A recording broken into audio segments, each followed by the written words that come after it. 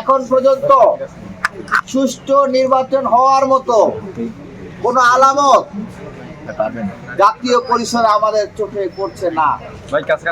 নির্বাচন কমিশন যে আচরণ করছে, সেই আচরণে তারা যে কি সুষ্ঠু নির্বাচন করতে চায় নাকি 111-এর মতো একটি রাজনৈতিক দলকে হাতে ধরে ক্ষমতায় বসিয়ে দিতে চায়, সেটি আমাদের কাছে বোধগম্য নয়।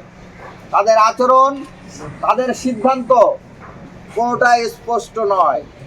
এমনকি নির্বাচন কমিশন কিছুদিন আগে বক্তব্য দিয়েছে, সিইসি আপনারা দেখেছেন, একটি খুনের ঘটনা, একজন প্রার্থী যিনি ভারতীয় আধিপত্যবাদের বিরুদ্ধে লড়াই করতে গিয়ে শহীদ হয়েছে, তার দীর্ঘ লড়াই ছিল বাংলাদেশকে আধিপত্য মুক্ত করা।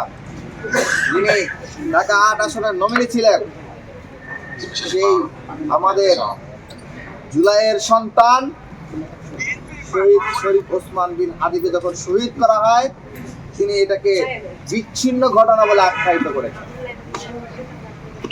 তাহলে একজন সিইসি যদি একজন প্রার্থীর খুনকে বিচ্ছিন্ন ঘটনা বলে আখ্যায়িত করে, নির্বাচনের তফসিল ঘোষণা হওয়ার পরে যতগুলো খুন হয়েছে এগুলোর ব্যাপারে যদি কোনো পদক্ষেপ গ্রহণ না করে এবং যে নিরপেক্ষ আচরণ হওয়ার কথা ছিল সেই আচরণ না করে বরঞ্চ ফ্যাসিস্ট লীগ এবং দিল্লির এজেন্ডা বাস্তবায়নে তৎপর হয়ে ওঠে, তাহলে এই নির্বাচন কমিশন দ্বারা কোনো সুষ্ঠু নির্বাচন হওয়া সম্ভব কিনা এটি নিয়ে আমাদেরকে ভাবায়।